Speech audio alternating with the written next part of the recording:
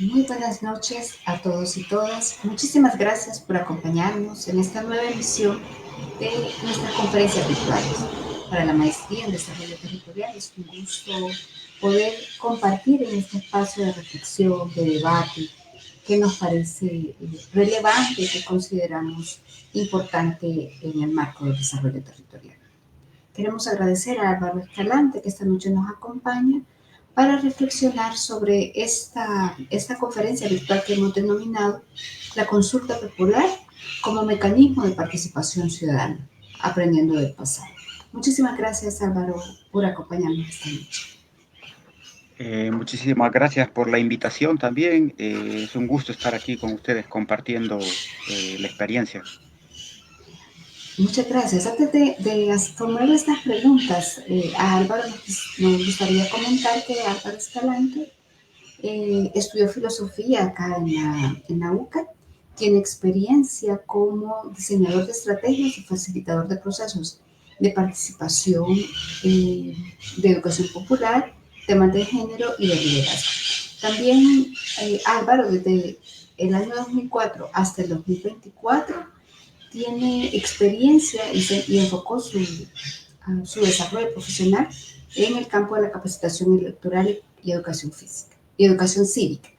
Y también en el diseño de materiales, gestión de comunicaciones, pero en todas esas áreas de interés.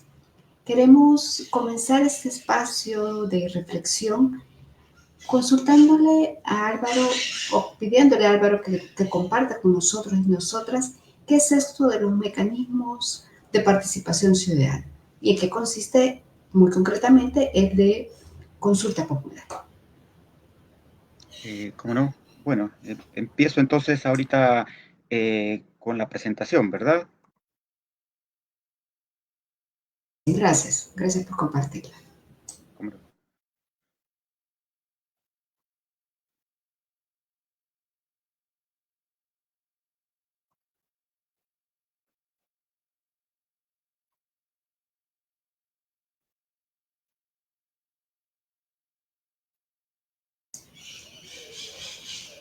Quizás una cosa Ahorita. importante en lo que compartimos esta reflexión es que en El Salvador se han desarrollado varias consultas, algunas de ellas vinculadas con, por ejemplo, declarar el agua como derecho humano, que es un poco de los aspectos de los cuales nos va a compartir esta tarde Álvaro.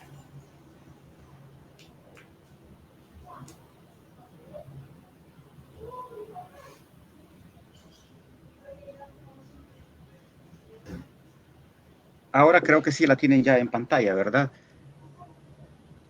¿Me confirma, Romy? Está en pantalla, sí. Sí, vaya. Bueno, lo primero que creo yo que es necesario acotar es a qué nos referimos con consulta popular en este caso, porque, digamos, el término puede ser bastante vago, ambiguo, eh, y obviamente en este caso necesitamos también indagar cuál es el asidero legal que tiene, ¿verdad? Entonces, creo que rastreando, digamos, en el Código Municipal, exactamente en el artículo 115, se establecen una serie de mecanismos de participación. eh, y entre esos mecanismos de participación hay uno que llama especialmente la atención, que es la consulta popular. ¿Por qué llama especialmente la atención? Eh, Porque del resto de mecanismos de participación no hay especificado, digamos, la manera en cómo se desarrolla, más que la nominación ahí en ese literal, ¿verdad? Solo está nombrado y nada más. Entonces, en el caso de la consulta, nos encontramos con dos elementos, ¿verdad? Eh, digamos que tienen que definir ese concepto que tenemos de consulta popular. Esa consulta popular es la misma de la que se habla en la Constitución. Pues no, en la Constitución hay otro momento en el que también se utilizan los términos consulta, consulta popular directa incluso, pero es un mecanismo que tiene por propósito regular los asuntos relativos a la integración de la República Federal de Centroamérica. Entonces, digamos, no es ese mecanismo, es un mecanismo específico que nace entonces ahí en la ley secundaria, en el Código Municipal en concreto, y está además en una sección en donde hay otro elemento importante que es junto a esos mecanismos, esa serie de mecanismos que conforman las maneras de participación ciudadana, también la transparencia.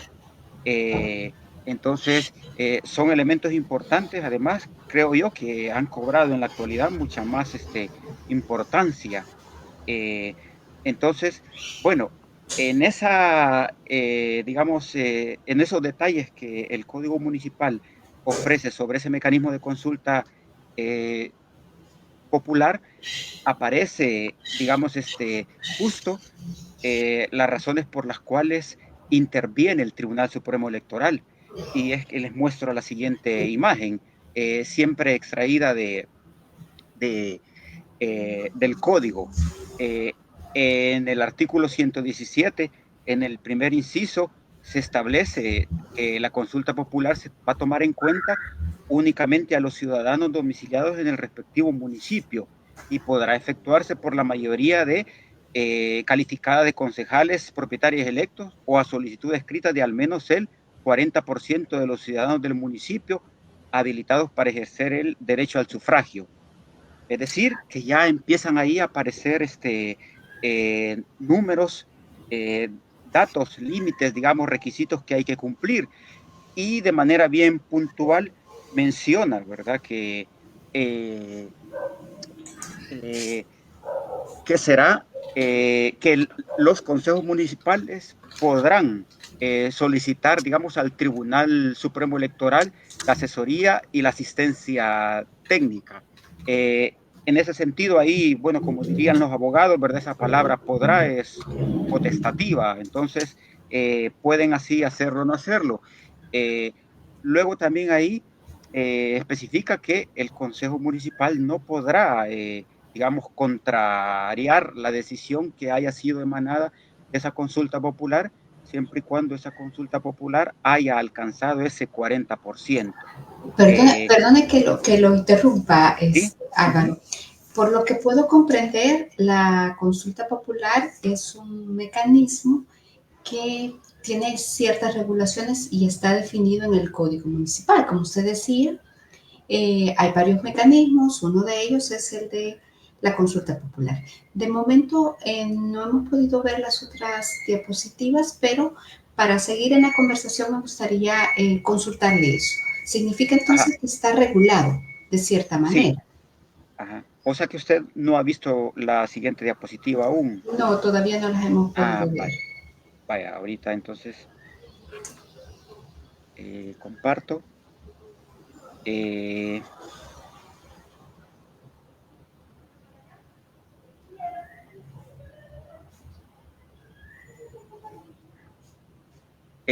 Ahora sí están eh, viendo la diapositiva, la segunda, ¿verdad? La siguiente. Fíjese que sí, pero no se ve en pantalla completa. Ah, vaya, ahorita.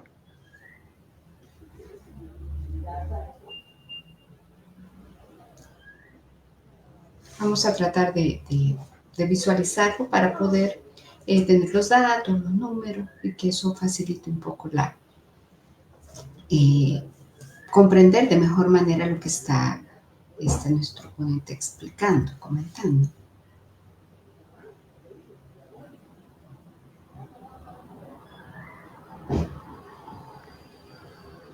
Voy a recurrir mejor a hacer la presentación por la vía de la otra lámina, perdón, del archivo que ya había pasado. Entonces solo le rogaría que me asista para... Okay.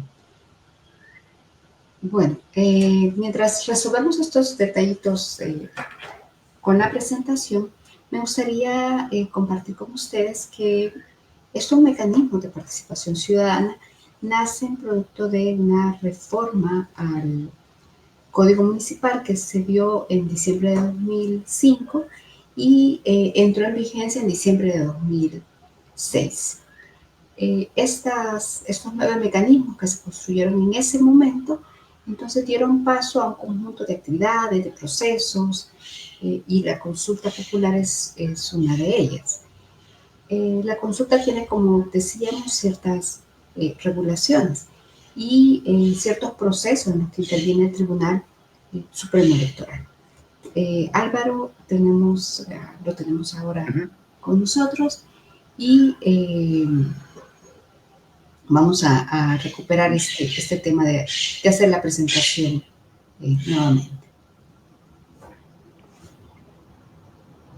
Bueno, O si gusta, ahorita, vamos conversando y nos va contando mientras logramos resolver estos aspectos técnicos. Decíamos que, ¿qué es esto del mecanismo de participación ciudadana? Y usted nos explicaba un poco en qué consiste el mecanismo.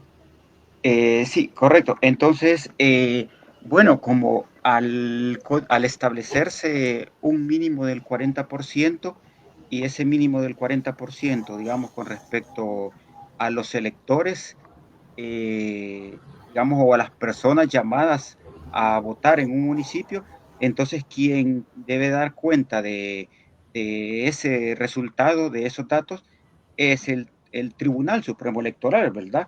Eh, entonces ahí nos encontramos ya con una primera, digamos, eh, digamos, un requisito que hay que superar en el sentido de que la alcaldía, la municipalidad interesada en hacer una consulta, eh, obtenga, por un lado, la asistencia técnica, el apoyo logístico, etcétera, del tribunal, pero por el otro lado también la certificación de esos resultados, de esos números a partir de los cuales se va a hacer la consulta popular, que en este caso serían, digamos, eh, el número de votos obtenidos en la elección del Consejo Municipal última.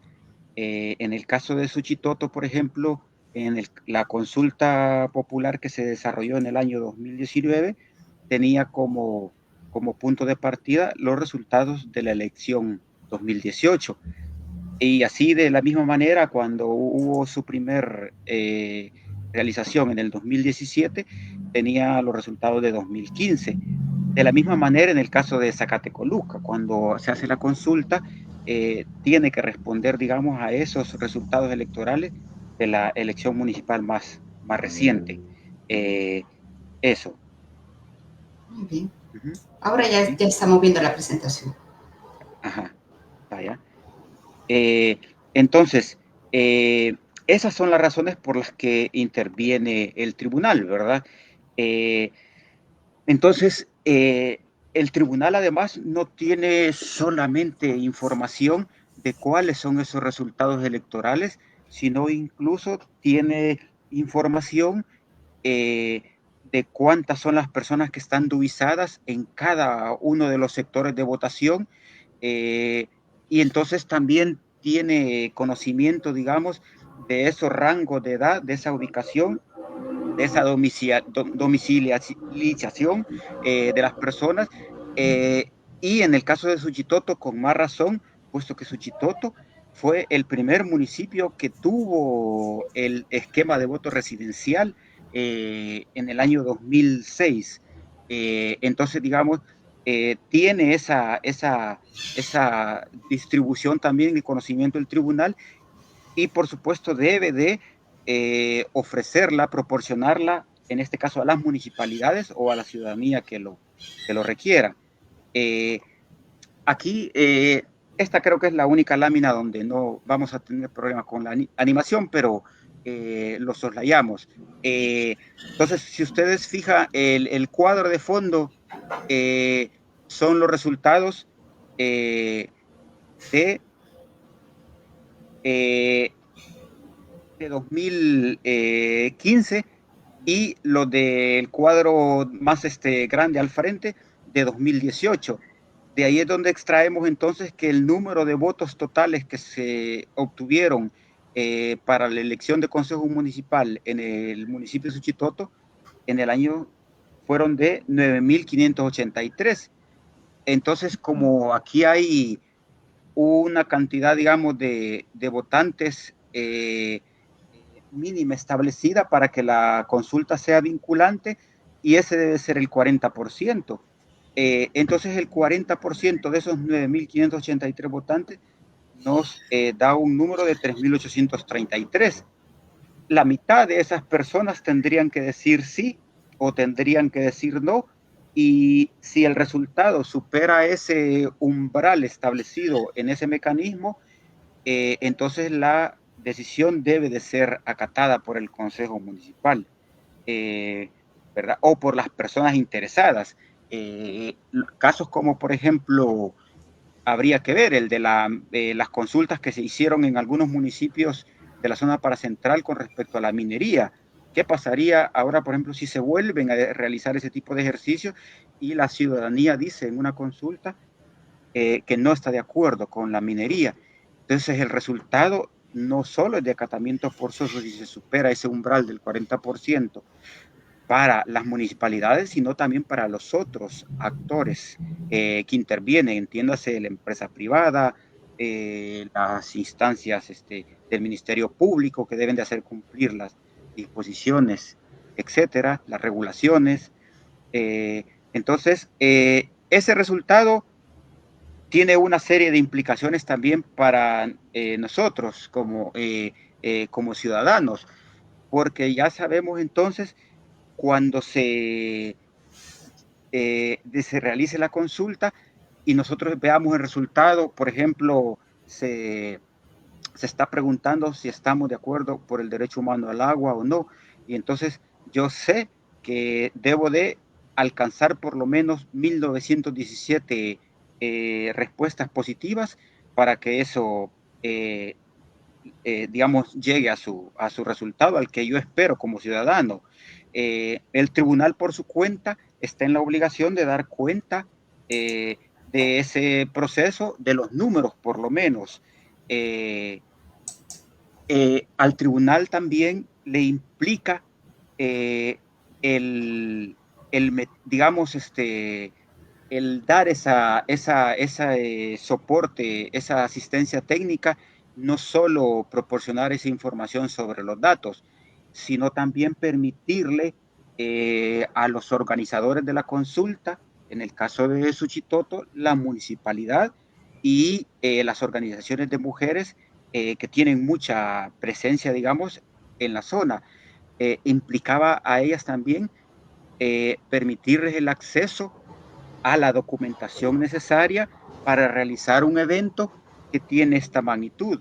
Porque si ustedes se dan cuenta con esa lámina que tienen ahí, verán que para el año 2018, perdón, esa lámina más bien corresponde, sí, al 2018, que son los resultados con los cuales se iba a hacer perdón, esa tabla corresponde al 2019, que en ese momento ya tiene unos electores más que el resultado con el que se acudió a votar en 2018. Y entonces aquí hay también dos elementos. Primero, se toma en cuenta el número de la última elección, pero en la consulta participan todos los ciudadanos que estén domiciliados en el municipio. Entonces ese número resulta ser en este caso más grande. Ahí tenemos que en los 10 sectores electorales que tiene Suchitoto, así lo distribuyó el tribunal. Eh, en total, esos 10 sectores arrojan un resultado de 22.681 votantes, a los cuales la municipalidad debe de convocar de diferentes maneras y debe de facilitarle el ejercicio de el voto, debe de facilitarle, digamos, que las condiciones para que esas personas materialicen su decisión en la consulta. Entonces Claro, eso, ajá. pero eso me parece relevante, discúlpeme que lo interrumpa, pero es esta relación, digamos, que tienen las municipalidades con el Tribunal Supremo Electoral para que la elección se produzca con todas estas características como cualquier otra elección. Pero también debe tomar en cuenta que el número de personas que tienen la posibilidad de ejercer ese ejercicio de ciudadano, es decir, mayores de 18 años, entonces puede haberse ampliado el número de personas, pero institucionalmente habría que garantizar ambas cosas, ¿es eso? Es Sí, decir, correcto. con receptores de Ujú, votos, ujú. padrón, pues, de eso se trata, digamos, Sí, este que yo proceso. cumpla, que yo establezca como punto de partida, digamos, si fuera esto un levantamiento de línea base, partir del punto cero en el cual ver cuáles fueron los resultados de la elección de 2018. El 40% de esos son los que deben de acudir a votar para que la consulta sea vinculante. Y de ese 40%, entonces la mitad más uno. Ahora, ¿quiénes son los llamados a participar en la consulta? Esos que en 2018 participaron. No, esos más los nuevos que se hayan incorporado, que hayan cumplido 18 años y que ya sean ciudadanos domiciliados en Suchitoto, en ese caso concreto. Igual en el caso de Zacatecoluca. Entonces esto implica que yo debo de tener las condiciones materiales en la mesa que faciliten realizar ese proceso en un escenario donde podrían llegar, imagínense la mitad de esas personas, de esas 22,000, 11,000 personas distribuidos en diferentes 10 centros de votación, 10 zonas electorales en ese municipio. Entonces habría que tener para eso una logística. Entonces no se trata solo de certificar los resultados, sino también de dar el apoyo para hacer todo eso. Hay que ser honesto, que si bien es cierto que el Tribunal Supremo Electoral de la magistratura 2014 a 2019 ofreció todas las condiciones para dar esta asistencia a la municipalidad de Suchitoto, que favoreció que la presidencia la ejerciera un despacho en concreto, pero hubo magistrados incluso que en su momento decidieron oponerse a facilitar esta información como si no fuese información pública, como si no fuese información que legalmente la comuna de Suchitoto tenía derecho a solicitar. Sin embargo, digamos, se superaron esas dificultades.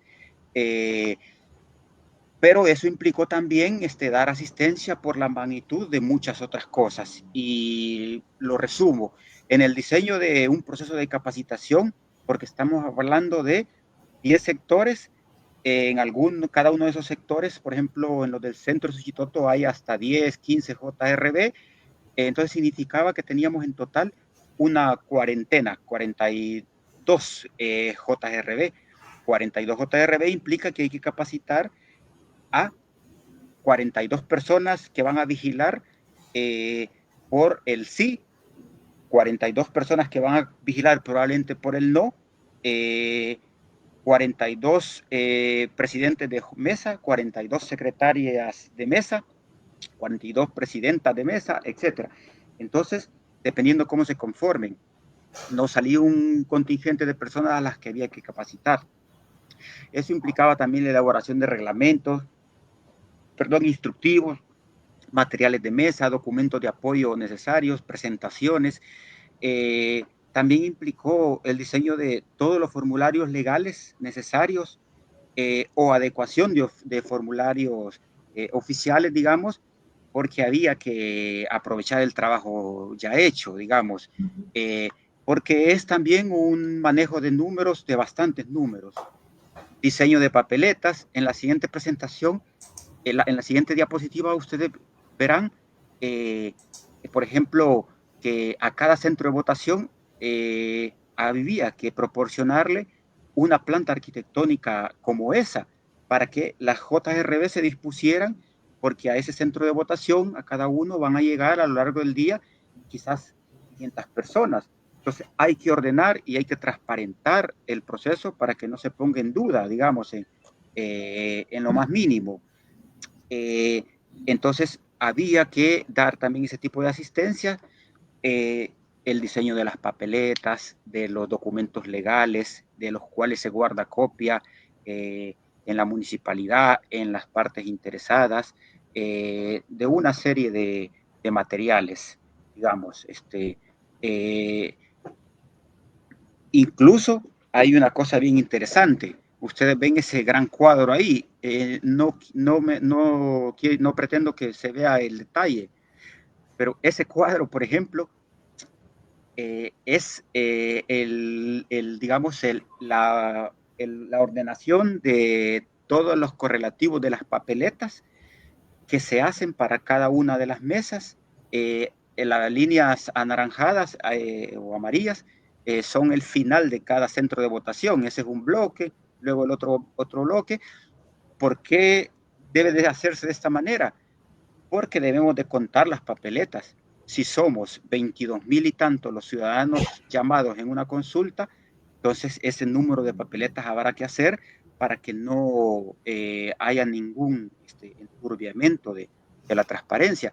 Entonces, así como ese detalle, tenían otras implicaciones la preparación de otros materiales, el diseño logístico de la misma consulta, digamos, cómo distribuir los paquetes, hacer las rutas, eh, incluso, y aquí comento un detalle bien interesante, que nosotros también lo hacemos en su momento. A mí me cuesta hablar en presente, ¿verdad? Pero se hacía por una razón en ese momento, en el tribunal de esos tiempos, por también el entrenamiento que esto supone para nuestros procesos, porque se parecen mucho a un proceso electoral. Son casi una elección, son perfectamente una elección municipal. Entonces, eh, por ejemplo, comparto ¿qué implicó ese soporte técnico?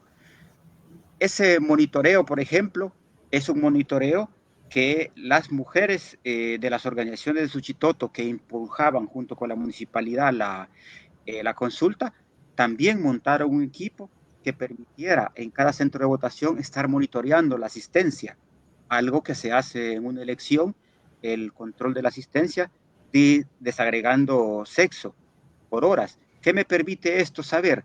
Saber, por ejemplo, que a las 9 de la mañana habían asistido 1,038 personas en total, que a las 11 de la mañana habían asistido 2,160 y tantas personas, y que a las 1 de la tarde, por ejemplo, yo estaba a un par de participaciones, de asistencias de personas para llegar a alcanzar el umbral mínimo. ¿Qué les permite a los actores en una consulta popular esto?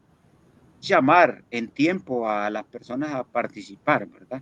Entonces, ese tipo de asistencias también, digamos, son necesarias, digamos, independientemente si el ente rector de los asuntos electorales lo apoya o no, lo soporta o no. Es importante porque saberlo para saber la magnitud que tiene un evento como este. Entonces, eso, digamos, es básicamente lo que quisiera comentar hasta ahorita. No sé si hay alguna pregunta o alguna reacción. Sí, qué bueno que usted lo comenta, porque para quienes nos están acompañando en esta emisión de nuestra conferencia virtual, pueden dejar sus comentarios, sus preguntas para que nuestro ponente pueda dar respuesta a ellas. Yo quisiera aprovechar, Álvaro, para preguntar por un par de cosas. Por un lado, ¿qué sería para usted lo relevante del proceso? Ya nos ha compartido cómo se hace y aquí yo tendría, por ejemplo, una pregunta en relación a cómo es que se convoca eh, a la consulta popular, qué requisitos se tienen que llenar para que el Consejo Municipal convoque a una consulta popular. Digamos, serían dos inquietudes de mi parte en ese sentido. Uh-huh. Bueno, la primera modalidad más fácil, digamos, más factible sería que el Consejo Municipal, por mayoría simple, es decir, que existe en todos los consejos municipales. No hay un consejo municipal en el cual haya empate o dificultades y que tengan que estar negociando, no. Hay una regla de gobernabilidad implementada en el Código Electoral y por lo tanto todos tienen mayoría simple. Que esa mayoría tenga la voluntad política para decidirlo. Si no es ese caso, que el 40% de los ciudadanos y las ciudadanas de un municipio tomen la iniciativa para, digamos, solicitar la realización de la consulta, sobre todo si hay elementos que tienen como mucho, digamos, generan como mucha efervescencia o mucho movimiento en las comunidades, etcétera, ¿verdad? Entonces, no sé, se me ocurre, por O sea, ejemplo, sí, sí. el tema de la salud, por ejemplo, la privatización de la salud, o la forma en cómo se gestiona la salud pública. Por ejemplo, esos aspectos puede ser que movilicen a muchas personas si se hiciese en consulta al respecto, ¿verdad? En temas que son, digamos, estratégicos para los municipios, para las personas que habitan en esos municipios o en esos distritos, por ejemplo. Tenemos una pregunta que nos hace Paola Scarlett García. Gracias, Paola, por acompañarnos. Ella pregunta, en el caso de la recién aprobada ley de minería metálica, ¿todavía es viable impulsar un proceso de consulta popular a través de las mesas territoriales? Eh, yo diría que bueno, primero ni siquiera se me ocurre dar una respuesta tajante, puesto que, por ejemplo, la ley de minería metálica implementada es una ley secundaria y tiene exactamente el mismo rango que la ley secundaria que da soporte al mecanismo de consulta popular. Es decir, tanto es digamos, una legislación, el Código Municipal, como, como la ley, eh, digamos, que permite que la minería. Entonces, ¿qué es lo que creo que habría entonces que hacer, que resolver para ver cuál es constitucionalmente también qué es lo que tiene más importancia, más peso? Diría yo que entonces que ahí el criterio va a ser centrarnos que las cosas deben girar en torno a la persona humana, en torno a los intereses de la ciudadanía. Entonces eso es lo que se me ocurre. Que alguna municipalidad lo pueda hacer en la actualidad, sí, no, yo dudo que haya, digamos, alguna municipalidad que esté en esa lógica y en esa capacidad también en la actualidad, sobre todo porque ya el tema de la minería, por ejemplo, es un tema, por ejemplo, que ya a partir de diciembre o del momento en que se aprobó la ley, ha pasado a tener otro estatuto, a diferencia del momento en el cual se hicieron las consultas en la zona paracentral, en Sinquera y en otros lugares, eh, que recuerdo que 5 municipios creo que en total, en las cuales en ese caso el tribunal no acompañó, no dio soporte, digamos. Eh, entonces, en ese momento, digamos, las circunstancias creo que son totalmente diferentes a las actuales. Yo creo que sí debería de hacerse una consulta, es mi opinión personal. La ciudadanía debería de promover, pero entonces, claro, aquí implica ya otro tipo de valoraciones que van más allá de lo legal, de lo comunitario, y que tienen que ver también con la capacidad política que tienen la ciudadanía, las organizaciones. Uh-huh. Claro, yo aquí quisiera compartir una reflexión porque en el caso de las consultas populares para prohibir la minería metálica que se hicieron en varios municipios del departamento de Chalatenango, una cosa importante es que todavía no se había aprobado la ley de prohibición de la minería metálica. Y entonces los gobiernos locales de esos municipios, San José de las Flores, por ejemplo, Singuera, en el caso de, es decir, San José de las Flores, San Isidro, Arcatao, lo hicieron sin que se hubiese aprobado la ley eh, de minería metálica y ni siquiera en el caso de Cabañas. Lo importante de esto quizás es el proceso que se siguió para hacer la consulta. Es decir, usted decía hace un momento, los ciudadanos y ciudadanas pueden hacer la solicitud de consulta. Entiendo que sobre temas que son estratégicos para la vida del municipio, para la vida de las personas, y de repente este es un tema, pero podrían haber otros, en los que es importante implementar el proceso y desarrollar algunas de estas posibilidades de participación de la ciudadanía que son relevantes. Sí, yo tenía también como estas valoraciones, ¿verdad? Que, bueno, primero, a mí me parece interesante que incluso la existencia del término popular en el mismo código municipal. Eh, entonces, porque pues, sí nos obliga también a definir a qué nos estamos refiriendo. Eh, y entonces yo creo que cuando hablamos de populares, pues sí, estamos poniendo al pueblo como sujeto histórico ahí, es decir, a la ciudadanía, que es una, digamos, fuerza concreta de personas.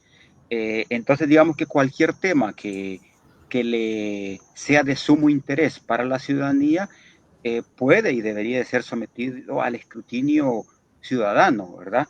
Eh, es decir, no solo al conocimiento de la ciudadanía, sino también al ámbito de decisión debe de llegar la ciudadanía. Es decir, no solo hacerlo público, sino también decidirlo, digamos, de manera consulta. Eh, digamos, eso ahora no sé en la actualidad, y no quiero ser pesimista también, pero ¿qué tanto se puede hablar, por ejemplo, de la factibilidad que eso pueda tener en la actualidad? Creo que es más vigente, pero también podría generar la sensación de que estamos eh, arando en el mar. Entonces, y sobre todo porque tiene una serie de implicaciones, y esa es otra de las valoraciones que también quiero hacer. Es un proceso que implica inevitablemente niveles mínimos de organización comunitaria, social y política previa. Y en el caso de Suchitoto, hay antecedentes suficientes, no solo por los niveles de organización que el mismo sistema electoral implementó desde 2006 con el voto residencial, sino por la gestiones, cómo ha funcionado la municipalidad y la presencia de las mujeres, de las organizaciones de mujeres en Suchitoto, además de los antecedentes históricos. Entonces implica eso, de no haber sido posible eso, incluso con toda la asistencia técnica que dio el tribunal, eso fue fundamental. Y eso también implica entonces recursos de todo tipo, ¿verdad? Imprimir, por ejemplo, 22,000 papeletas más el porcentaje tiene un costo también. Entonces, es un proceso complejo y en ese sentido podría ser que sea más carga de trabajo, más denso todo el esfuerzo, tomando en cuenta que la municipalidad lo asume por su propia iniciativa o un sector y no todas las partes en conflicto, ¿verdad? Como ocurre, por ejemplo, en las dinámicas electorales, donde hay 5, 6 o no sé cuántos partidos participando y cada uno aporta recurso humano, recurso material para que se lleve a cabo ese proceso. En este caso, recae en buena medida sobre la municipalidad. Entonces eso también creo que es una cosa que hay que decirlo. Sin embargo, y con esto quiero terminar, y es mi valoración política, yo creo que es importante hablar de estos términos, de estos conceptos, eh, hablar, eh, digamos, de cuál es el consenso social, cuál es la correlación de poder que la ciudadanía está construyendo para decidir sobre cosas que afectan los intereses de la ciudadanía. Entonces, eso creo que es importante, sobre todo en las actuales circunstancias políticas partidarias que se desarrollan en el país. Creo que tiene más sentido abordar este tipo de discusiones sobre la consulta popular, sobre formas incluso de democracia participativa y no solo democracia representativa, como la democracia burguesa, que es lo que tenemos y que es constitucional, pero que podemos ir también más allá. Muy bien. En ese comentario que usted hacía y en la presentación, yo creo que hay dos o tres cosas que es importante destacar. Usted decía, bueno, se genera un proceso, se hacen un conjunto de pasos para desarrollar el evento electoral en sí mismo. Pero en relación, por ejemplo, con la pregunta que se formula, con el proceso que se hace, usted decía, bueno, fue el sí y el no. Y en su opinión, en la experiencia que pudieron desarrollar con estas consultas, ¿qué es lo estratégico en esa pregunta y en eso? Porque la consulta popular da dos posibilidades, responder sí o no, si he comprendido bien. Entonces, si pudiera compartirnos un poco esa relación que se hizo en ese momento. Bueno, sí, la pregunta no necesariamente puede ser eh, ahí si ustedes logran, no sé si se logra ver en la presentación, ¿verdad? Pero la pregunta en concreto, por ejemplo, en el año 2019 era que si está de acuerdo, había un texto, sí o no. Eh, pero la pregunta podría formularse de otra manera y hubo toda una discusión. Yo creo que eso depende también de qué cosas se estén decidiendo. Al rato podrían ser también más de una opción. Habría que, más de dos opciones, perdón.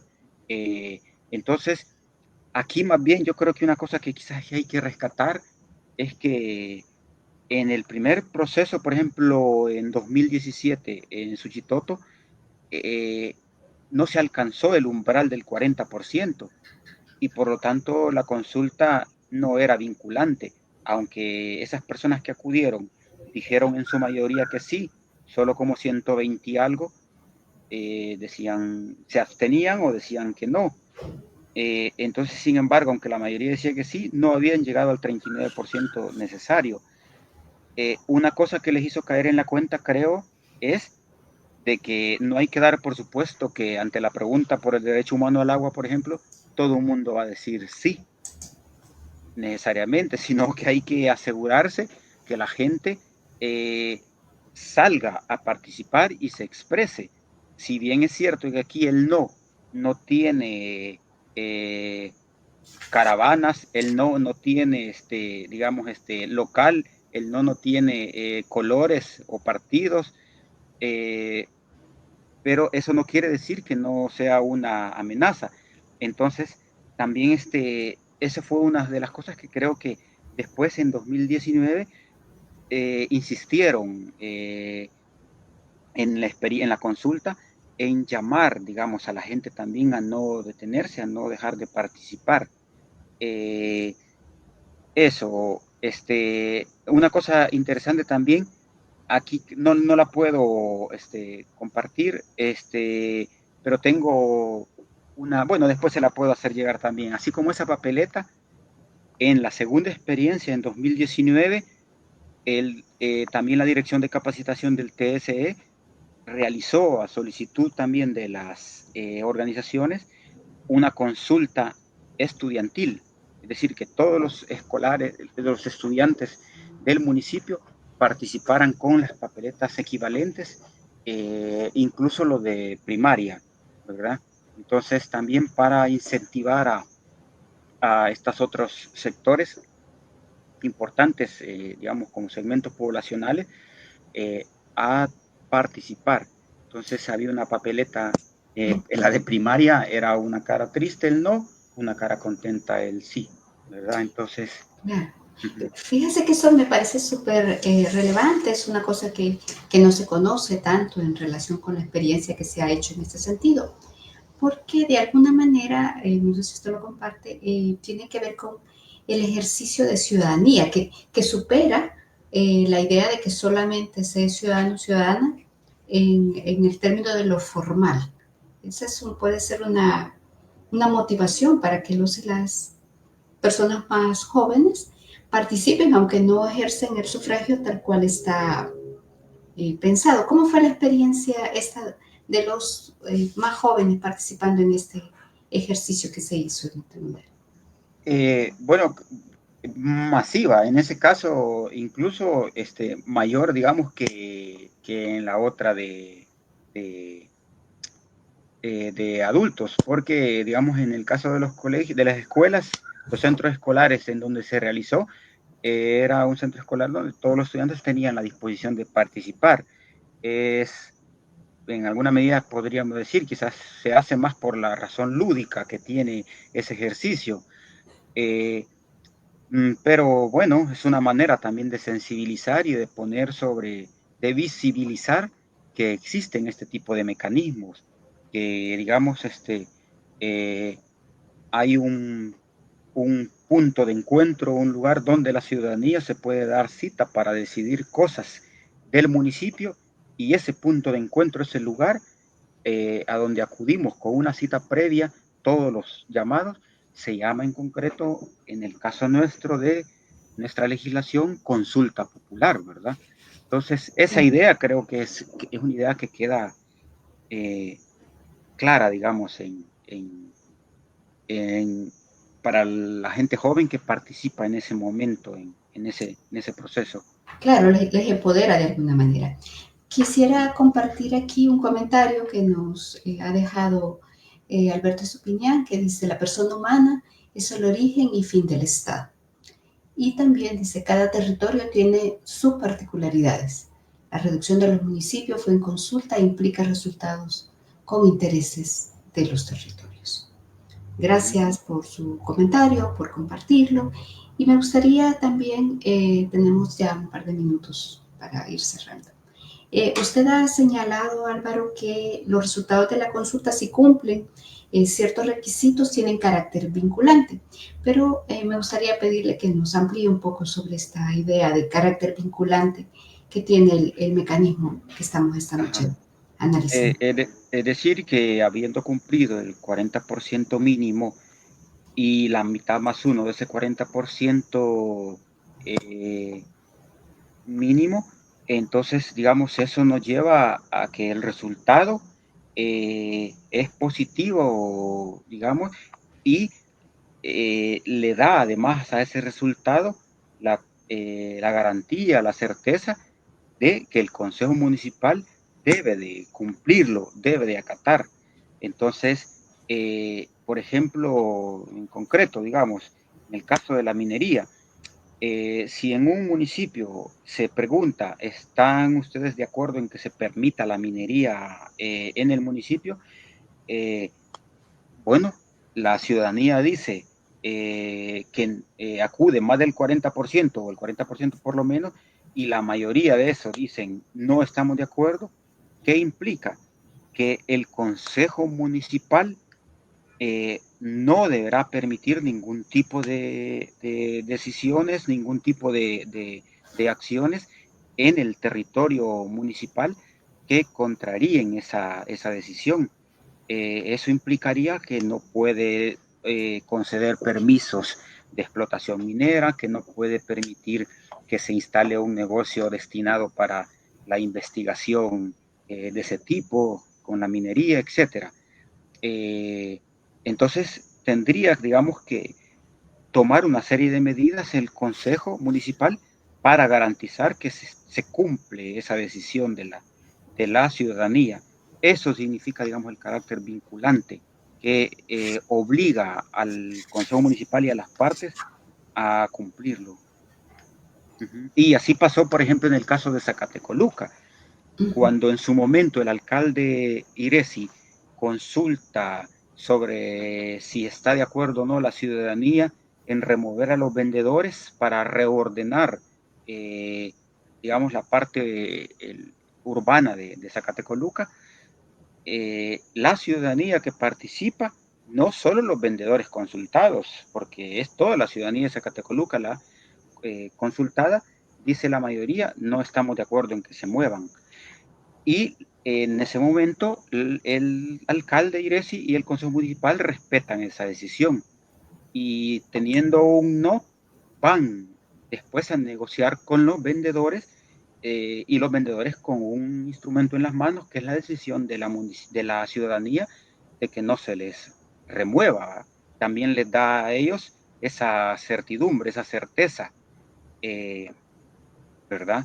Eso también supone, es un contexto en el cual había una municipalidad que respetaba, digamos, las legalidades mínimas en ese sentido, ¿verdad? 2012, 2011, 2010, estamos hablando de otra situación también. Claro, y en algunos municipios, bueno, sí, es interesante que usted mencione, por ejemplo, esta consulta que se hizo en Zacatecoluca, de hecho fue la primera que se hizo en El Salvador, la primera consulta popular. Pero también es importante porque cuando ha sido vinculante en relación a la prohibición de minería metálica en estos municipios de Chalatenango y de Cabañas, Sinquera, que ya mencionábamos, pero también de Suchitoto, la municipalidad ha creado además ordenanzas, ¿no?, para regular estas actividades, la prohibición de la minería metálica, pero también para declarar el agua como derecho humano en el caso de Suchitoto. ¿Estaría relacionado con este carácter vinculante, Álvaro? Sí, sí, yo creo que sí, es un carácter vinculante y ahí surge también una pregunta, porque el derecho al agua es un derecho humano y que está consagrado además en otros instrumentos legales, en otros consensos más amplios, como es la Constitución misma u otros derechos, digamos, universales. Entonces, ¿por qué es necesario hacer una consulta para ratificar algo que ya, digamos, sabemos? Bueno, yo creo que también es eso, es una medición de la correlación de fuerzas que la ciudadanía tiene en determinado momento. Yo creo que a estos mecanismos de consulta popular también habría que darles, saber reconocerles también ese carácter que tiene en términos de medir la acumulación de las diferentes fuerzas sociales que hay en la sociedad, ¿verdad? Y que de la misma manera como 2, 3, 4, 5 partidos van a medir fuerza a un municipio, a un departamento o a la nación, así también estos temas, algunos temas, dependiendo de los intereses, van a polarizar a la ciudadanía y entonces van a tener ese carácter, ese talante de ser una medición de fuerza, ¿verdad? En Suchitoto, en los dos casos, casi no se percibe eso en el sentido de que no hay quien abandere el no, ¿verdad?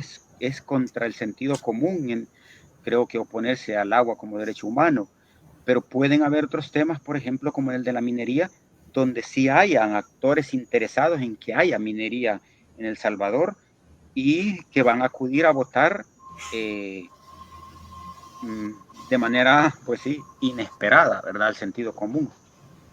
Entonces, Sí, en este sentido se podría rescatar de esto de la consulta popular como mecanismo de participación ciudadana su carácter decisorio, que está en manos de la ciudadanía esa decisión y en la importancia de desarrollar otros mecanismos incluso, porque el Código Municipal, decíamos, tiene 9 mecanismos.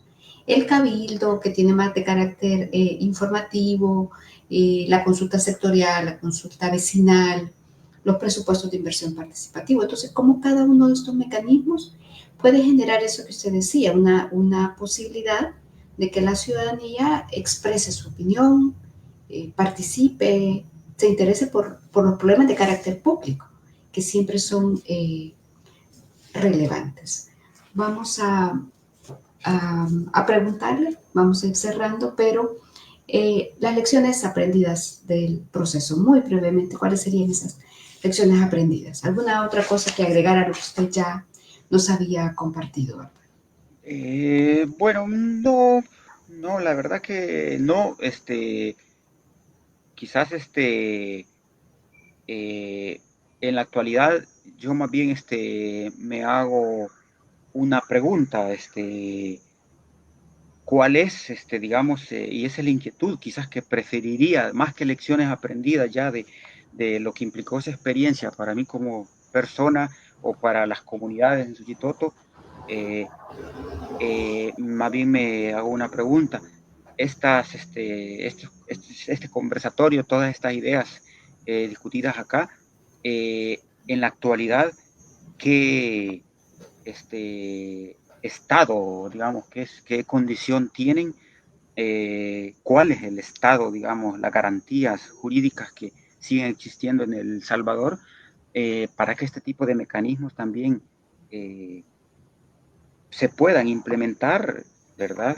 Entonces, o por alguna razón, digamos, los cambios en la legislación o los abusos en la legislación también lleven nos obliguen como sociedad salvadoreña a hablar más bien de este tipo de mecanismos en algún momento. Esas son las preguntas digamos, que me hago, cómo actualizo esta experiencia ahora en 2025. Entonces, esa es la inquietud nada más que quiero dejar. Bueno, muchísimas gracias. Queda ahí entonces la pregunta, el desafío de cómo se implementan estos mecanismos, qué cosas hay que hacer para ver estos mecanismos de participación ciudadana como una oportunidad para desarrollar procesos con la conciencia de que probablemente no son tan fáciles como se quisiera, pero que eso no significa que no se puedan hacer. Están ahí los mecanismos, lo importante es la implementación de los mismos, el desarrollo de la democracia local, por ejemplo, y de todo el potencial que tiene la participación de la ciudadanía. Solo un detalle también, la otra inquietud obviamente que surge es, y en las condiciones actuales, el actual Tribunal Supremo Electoral, por ejemplo, cumplirá lo que mandata, digamos, la ley, dando la asistencia técnica. Esa es también otra inquietud que queda en el aire. Y queda como para otro espacio, otro conversatorio Sí, en sí. otro momento. Bueno, Álvaro, queremos agradecerle su interés y su aceptar nuestra invitación, la presentación que nos ha compartido. A quienes nos acompañaron también esta noche, pues agradecerles que hayan estado con nosotros. Bueno, muchas gracias por la invitación y pasen muy buenas noches. Muy buenas noches a todos y todas. Los esperamos en la siguiente emisión de estas conferencias virtuales de la Maestría en Desarrollo Territorial de la UCA. Feliz noche para todos y todas.